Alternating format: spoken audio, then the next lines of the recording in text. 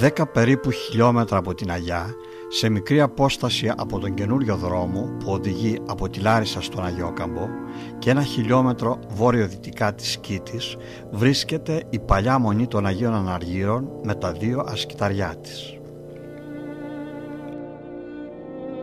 Η μονή αυτή είναι ένα από τα μοναστήρια του Όρους των Κελίων, όπως ονομάστηκε η περιοχή που περιλαμβάνει το Μαυροβούνι και τις ανατολικές υπόρειες του Κισάβου, όπου από τον 10ο αιώνα είχε δημιουργηθεί μια σημαντική μοναχική κοινότητα με μεγάλο αριθμό ελεύθερων ασκητών που ζούσαν εδώ. Τμήμα του παραπάνω μοναστικού κέντρου αποτελούσε και η σκήτη των Αγίων Αναργύρων, που ήταν εγκαταστημένη τον 12ο αιώνα στις όχθες του ρέματος Πουρή στα βόρεια του κάστρου. Ο ναός βρίσκεται σε επίπεδο χαμηλότερο από αυτό του ευρύτερου περιβάλλοντος χώρου και η κάθοδος γίνεται με μια μικρή πέτρινη σκάλα. Ως έτος ίδρυσης της μονής αναφέρεται το 1588. Από το μικρό αυτό μοναστήρι σήμερα διατηρείται η εκκλησία που αποτελούσε το καθολικό της παλιάς μονής και ένας διόροφος οχυρωματικός πύργος με χαμηλό θόλο που στέκει επιβλητικός σε ένα σημείο του περιβόλου. Ο ναός των Αγίων Αναργύρων ανήκει στον τύπο της τρίκλητης ξυλόστεγης βασιλικής με στοές στη δυτική και νότια πλευρά, όπως στους περισσότερους ναούς της περίοδου της τουρκοκρατίας. Σε δεύτερο επίπεδο διακρίνεται ο θόλος του διόροφου πύργου και πάνω στο κατάφυτο Μαυροβούνι φαίνονται οι εσοχές των βράχων με τα σκυταριά που προσέφεραν από τον 10ο αιώνα στους μοναχούς την έρημο που ποθούσαν. Η στέγη είναι δικλινής, ενιαία και φέρει τη χαρακτηριστική απότμηση ή θλάση στην ανατολική και τη δυτική πλευρά. Στην ανατολική πλευρά ο ναός καταλήγει στην προεξέχουσα αψίδα του ιερού, πάνω από την οποία διακρίνεται η χαρακτηριστική απότμηση της δίκλινης στέγης που υπάρχει και στη δυτική όψη. Η αψίδα του ιερού είναι πεντάπλευρη, φέρει προεξέχον γύσωμα και ακουμπά σε προεξοχή του ανατολικού τοίχου. Στο τμήμα του ανατολικού τοίχου, κάτω από τα παράθυρα της αψίδας, διακρίνεται η τεχνοτροπία της πλινθοπερίκλειστης κατασκευής των Βυζαντινών χρόνων. Το τμήμα αυτό του τοίχου είναι από μινάρι της Βυζαντινής ή της ύστερο-βυζαντινής οικοδομικής φάσης. Η φάση αυτή είναι προγενέστερη του κτίσματος με τη μορφή που σώζεται ως σήμερα. Ο ναός πήρε τη σημερινή διαμόρφωση ύστερα από ανακατασκευές που έγιναν κατά τους χρόνους της ύστερης τουρκοκρατίας, δηλαδή στον 18ο και στον 19ο αιώνα. Άποψη του εσωτερικού του καθολικού. Στον κυρίως ναό δεν διασώζονται τοιχογραφίες. Οι μόνες τοιχογραφίες που έχουν διασωθεί βρίσκονται στο ιερό και αποτελούν τμήματα των αρχικών, καθώς οι υπόλοιπες επιφάνειες των τοίχων έχουν ασβεστωθεί. Χρονικά ανάγονται από τους ειδικούς στα 1588, δηλαδή στη μεταβυζαντινή περίοδο, όπως ονομάζεται, η περίοδος μετά την άλωση του 1453 και μέχρι την ίδρυση του νέου ελληνικού κράτους το 1930.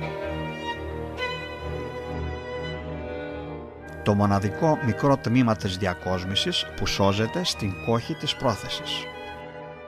Η διακόσμηση του τοίχου που χωρίζει την κόγχη της πρόθεσης από την κεντρική κόγχη. Κεντρική κόγχη του ιερού.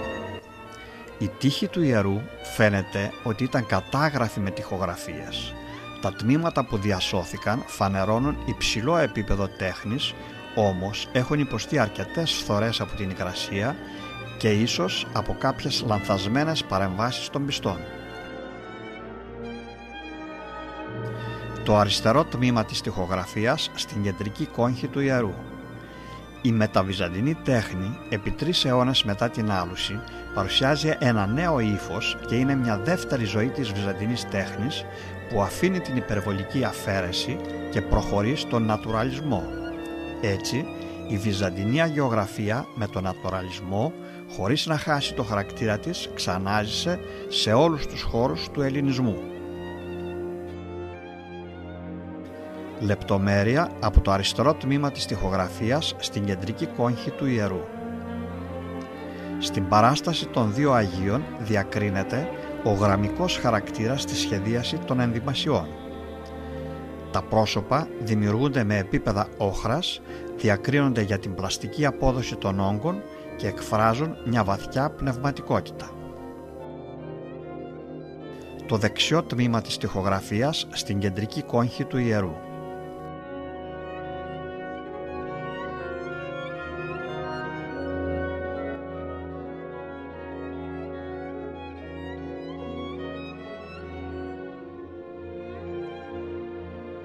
Λεπτομέρεια από το δεξιό τμήμα της τοιχογραφίας στην κεντρική κόγχη του ιερού.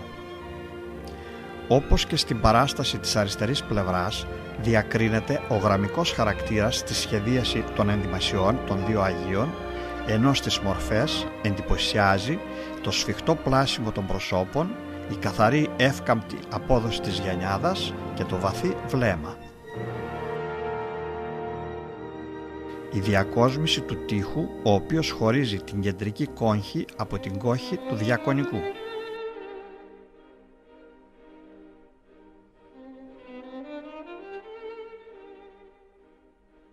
Το τμήμα της τοιχογραφίας που έχει διασωθεί στην κόγχη του διακονικού.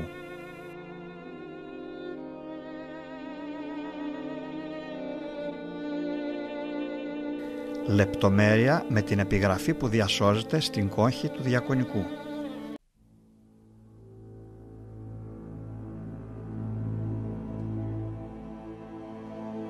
Σε κοντινή απόσταση από το καθολικό της Μονής, στους απότομους βράχους που βρίσκονται στα ανατολικά της Χαράδρας, είναι σκαρφαλωμένα τα ασκηταριά και τα ησυχαστήρια όπου ασκήτευαν αναχωρητές από τον 12ο και ίσως μέχρι τον 16ο αιώνα. Η αυλή πίσω από το ιερό οδηγεί με μια μεγάλη σκάλα στην όχθη του Χιμάρου που φέρνει τα νερά από τις πλαγιές του Μαυροβουνίου στη θάλασσα του Αιγαίου. Από την άλλη πλευρά αρχίζει ο δρόμος που οδηγεί στα ασκηταριά. Η μετάβαση στα ασκηταριά των Αγίων Αναργύρων που βρίσκονται μέσα σε εσοχές των απότομων βράχων γίνεται αφού περάσουμε το μικρό ποτάμι που ρέει πίσω από το καθολικό της Μονής. Το μικρό ποτάμι κυλά μέσα σε μια εξαιρετικά όμορφη κοιλάδα. Μεγάλες πέτρες η μία δίπλα στην άλλη αφήνουν στενά περάσματα για να περάσουν τα γάργαρα νερά. Το φως του ήλιου, αφού περάσει από το πράσινο φίλτρο των δέντρων, αντανακλάται στο άσπρο της πέτρας και στην επιφάνεια των νερών, δημιουργώντας μια εικόνα που δίνει την αίσθηση ότι κάτι σημαντικό υπάρχει απέναντι στην άλλη πλευρά της όχθης. Δύο μεγάλες πέτρες κοντά η μία στην άλλη επιτρέπουν να γίνει το πέρασμα στην άλλη πλευρά.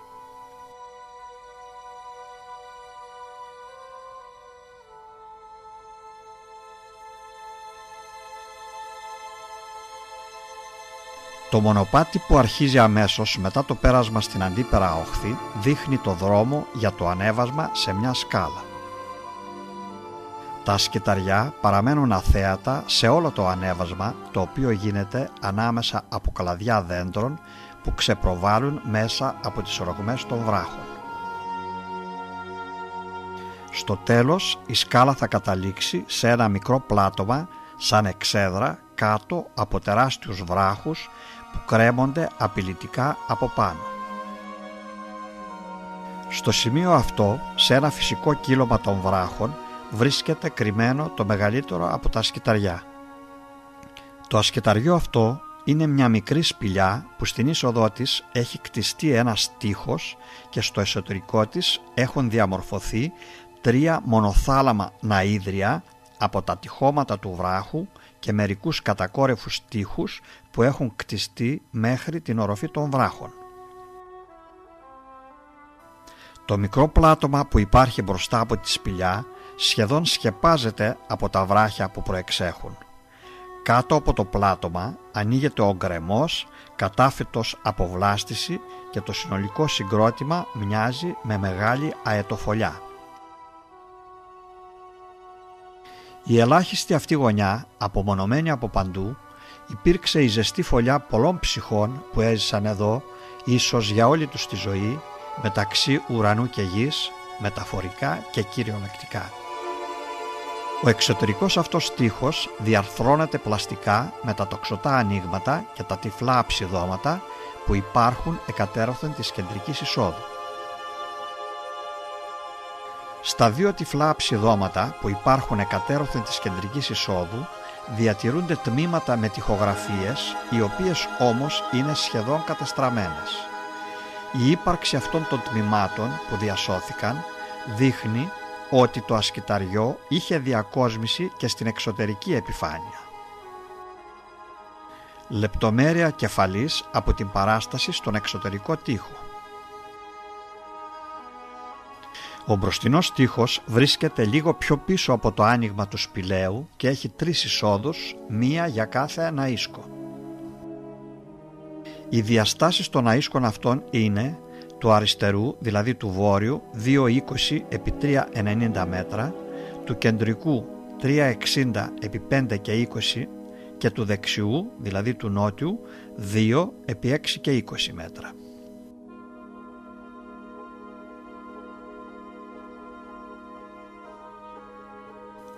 Στο εσωτερικό τους και οι 3 ναΐσκοι διατηρούν πολύ ενδιαφέρουσες τοιχογραφίες που χρονολογούνται σύμφωνα με ειδικούς από τα τέλη του 12ου και τις αρχές του 13ου αιώνα έως τον 16ο αιώνα, δηλώνοντας έτσι ότι από τον 12ο αιώνα τα ναΐδρια ήταν σε διαρκή χρήση. Ως εκ τούτου είναι φυσικό οι τοιχογραφίες να έχουν επιρροές τόσο από τις τάσεις που επικρατούσαν κατά την περίοδο των Μακεδόνων και των Κομνηνών, δηλαδή από το 867 μέχρι το 1204 μετά Χριστόν, όσο και από τις τάσεις που επικρατούσαν κατά την περίοδο της Παλαιολόγιας Αναγέννησης 1204 έως 1453 μετά Χριστόν, καθώς και από τις τάσεις της Ιστοροβυζαντινής περίοδου. Ο κεντρικός ναΐσκος. Το παλιό ξύλινο τέμπλο μπροστά από την κόγχη του ιερού. Ο βόρειος τοίχος. Η διακόσμηση του τοίχου παρόλες τις φορές φαίνεται να αρχίζει από τη βάση του και φτάνει μέχρι την οροφή, δηλαδή μέχρι το ασαφές όριο το οποίο δημιουργεί ο τοίχος με το βράχο που αποτελεί την οροφή του ναΐσκου. Από εκεί η ιστόρηση συνεχίζεται προς τα πάνω και συνδέεται αρμονικά με τις παραστάσεις της οροφής. Τέλεια είναι και η προσαρμογή των παραστάσεων στις επιφάνειες, καθώς υποτάσσονται στα όρια που προσφέρονται και εντάσσονται με πειθαρχία σε αυτά. Λεπτομέρεια του άνω τμήματος της παράστασης. Το σταθερό σχέδιο με τον τονισμό του οριζόντιο άξονα του χεριού και η ήρεμη έκφραση του προσώπου χαρακτηρίζουν την μορφή αυτής της παράστασης. Οι τοιχογραφίες καλύπτουν όλες τις επιφάνειες των τοίχων και του χαμηλού θόλου της οροφής. Στην ημικυκλική κόγχη του ιερού υπάρχει στο άνω μέρος η παράσταση της πλατητέρας με τον Χριστό Παντοκράτορα στο στήθος της, ενώ στο κάτω τμήμα εικονίζεται ο Χριστός ξαπλωμένος και δίπλα του ένας άγγελος. Δεξιά της κόγχης, στην πάνω ζώνη υπάρχει δυσδιάκριτη παράσταση, ενώ στην κάτω παριστάνονται 2 ιεράρχες.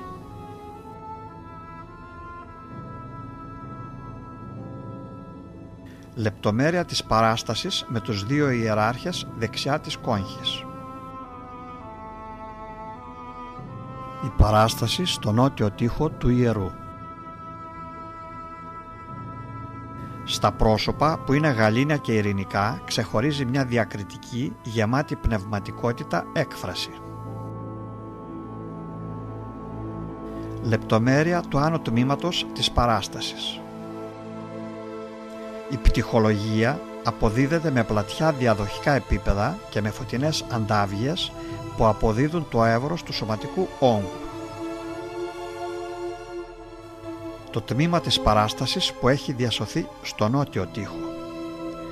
Όπως και στο βόρειο τοίχο, διακρίνεται και εδώ η ίδια ικανότητα και ευελιξία στην εικονογραφική συγκρότηση των σκηνών, στην προσαρμογή των διαφόρων συνθέσεων στις διαθέσιμες επιφάνειες, καθώς και στη σύνδεσή τους με την διακόσμηση της οροφής. Η συνολική διακόσμηση του τοίχου έχει ήρεμο χαρακτήρα και ισορροπημένη σύνθεση. Τα χρώματα είναι φωτεινά, οι μορφές στη μεσαία παράσταση της υπαπαντής καλωστημένες και επιτυχημένη η απόδοση του σωματικού όγκου. Λεπτομέρεια από το δεξιό τμήμα της παράστασης. Η μορφή του Αγίου είναι ρωμαλαία, επιβλητική και ο σωματικός όγκος αποδίδεται γλυπτικά με τα πλατιά, διαδοχικά επίπεδα των πτυχώσεων και τις φωτεινές αντάβιες. Ο δυτικός τοίχος όπου υπάρχει είσοδος προς τον αΐσκο. Στην κάτω ζώνη υπάρχει διακοσμητικό σχέδιο, ενώ τη δεύτερη ζώνη καταλαμβάνουν Άγιοι. Στην τρίτη ζώνη οι τοιχογραφίες έχουν υποστεί σχεδόν ολοκληρωτική καταστροφή. Στην παράσταση αυτή των δύο Αγίων κυριαρχούν τα γεώδη χρώματα σε σοφές αρμονίες και εντυπωσιάζει ο περίτεχνος σχεδιασμός των ενδυμάτων. Οι τοιχογραφίες στη βραχώδη οροφή. Στην ανώμαλη βραχώδη οροφή η σύνθεση είναι μεγαλοπρεπής. Η πρώτη παράσταση της οροφής είναι η Σταύρωση, η οποία εκφράζει σε έντονο βαθμό την αίσθηση του δράματος, καθώς ο άγνωστος δημιουργός της κατορθώνει με την έκφραση των προσώπων, τις χειρονομίες και την κίνηση των σωμάτων να αποδώσει με ιδιαίτερο τρόπο την τραγικότητα του θείου πάθους αλλά και τις ανθρώπινες του διαστάσεις. Στο πρόσωπο της Παναγίας και των γυναικών απεικονίζεται με ένταση ο πόνος. Το σώμα του Ιωάννη είναι σφιγμένο μέσα στα ημάτια του σε μια απελπιστική έκφραση της θλίψης για ό,τι συνέβη και της αγωνίας για το τι πρόκειται να συμβεί. Κοιτώντας προς την είσοδο, βλέπουμε τις παραστάσεις που αναπτύσσονται σε συνέχεια μετά τη Σταύρωση. Οι επιμέρους συνθέσεις, παρά το γεγονός ότι αποτελούν συστατικό στοιχείο ενός ενιαίου συνόλου, κρατούν την αυτονομία τους μέσα στη σύνθεση και οι μορφές δίνουν την εντύπωση ότι πέτρωσαν στη θέση και στη στάση αυτή. Οι παραστάσεις της οροφής όπως φαίνονται κοιτώντας προς τον νότιο τοίχο, όπου υπάρχει η είσοδος προς τον δεξιόν αΐσκο. Η παράσταση του Παντοκράτορα Χριστού και των Αποστόλων που βρίσκεται προς το μέρος του ιερού. Τη βλέπουμε κοιτώντας προς τον νότιο τοίχο. Λεπτομέρεια του Παντοκράτορα Χριστού. Το πρόσωπο του Χριστού είναι πλασμένο με έντονη εκφραστικότητα, με ρόδινο χρώμα για το σάρκωμα και η μορφή του εκπέμπει γαλήνη με ένα αίσθημα ήρεμου μεγαλείου. Λεπτομέρεια της παράστασης των αγγέλων κάτω από τον Παντοκράτορα Χριστό. Η παράσταση της πρώτης ομάδας των Αποστόλων. Στα πρόσωπα των Αποστόλων παρατηρείται μια ταραγμένη έκφραση που χαρακτηρίζει την πιο αυστηρή και εκφραστική τεχνοτροπία του τέλους του 12ου αιώνα. Οι μορφές διακρίνονται για τη ζωηρότητα της έκφρασης και έχουν εξαιρετική χρωματική σύνθεση με πινελιές αντιθέτων χρωμάτων.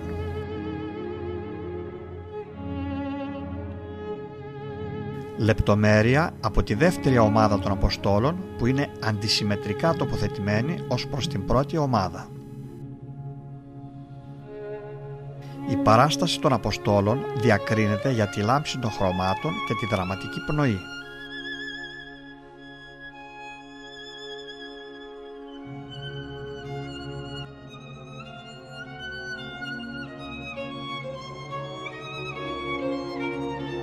Τοιχογραφία της οροφής πάνω από τον βόρειο τοίχο του ιερού, δεξιά και λίγο πιο κάτω από την παράσταση των Αποστόλων.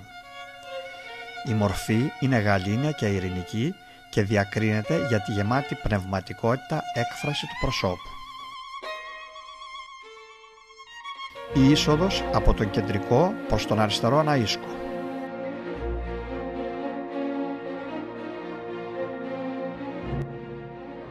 Στον αριστερό ναΐσκο τα ίδια τα τοιχώματα του βράχου και ένας κατακόρυφος τοίχος στα δεξιά διαμορφώνουν το χώρο με ένα υποτυπώδες ιερό στα ανατολικά.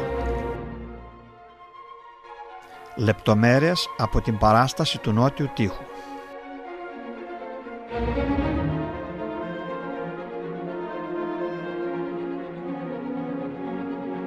Ο δυτικός εξωτερικός τοίχος του αριστερού ναΐσκου, όπου υπάρχει η πόρτα εισόδου από το εξωτερικό πλάτωμα. Πάνω από την πόρτα η τοιχογραφία προσαρμόζεται στο διαθέσιμο χώρο μέχρι τα βράχια της οροφής. Η είσοδος από τον κεντρικό προς το δεξιό ναΐσκο.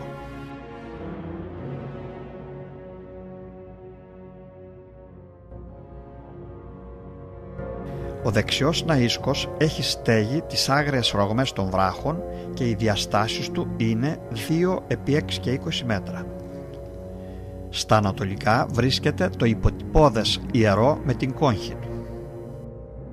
Η κόγχη του ιερού με την παράσταση της πλατητέρας που μόλις διακρίνεται. Οι τοιχογραφίες που διασώζονται στον ενδιάμεσο βόρειο τοίχο.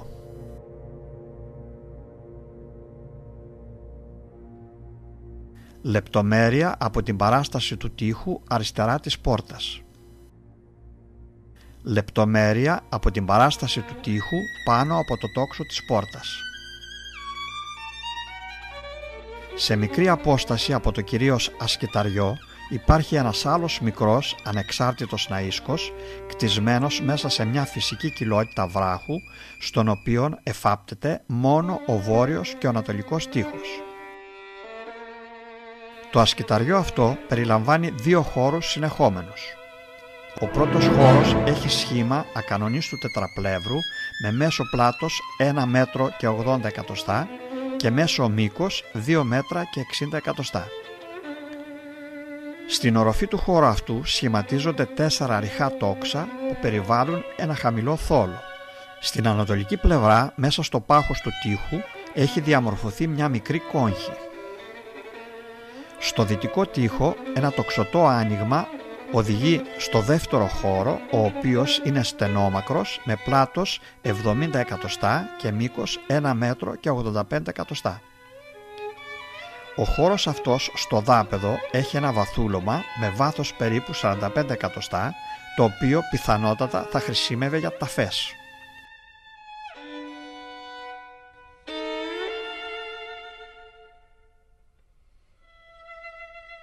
Η ύπαρξη αυτών των ησυχαστηρίων στα απόταμα βράχια της Χαράδρας, κοντά στο μεγάλο ασκηταριό, με τους 3 ναΐσκους, παρέχει βάσιμες ενδείξεις ότι οι ελεύθεροι αυτοί ασκητές χρησιμοποιούσαν τα ναΐδρια αυτά ως Κυριακών, όπου κάθε Κυριακή και γιορτή συγκεντρώνονταν οι αναχωρητές από τα γύρω ησυχαστήρια για κοινή προσευχή.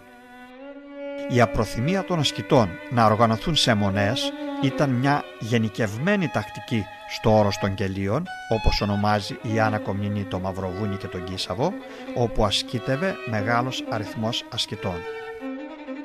Είναι γνωστό ότι ο Όσιος Χριστόδουλος, όταν δεν μπόρεσε, σύμφωνα με την εντολή του Ιωάννη Κομνηνού, να οργανώσει τους ελεύθερους ασκητές στη μονή του Ιωάννου του Θεολόγου που βρίσκεται πάνω από τη Βελίκα, απογοητεύτηκε και παρακάλεσε τον Αυτοκράτορα να τον στείλει στην Πάτμο, όπου τελικά πήγε και ίδρυσε την περίφημη μονή του Ιωάννου του Θεολόγου.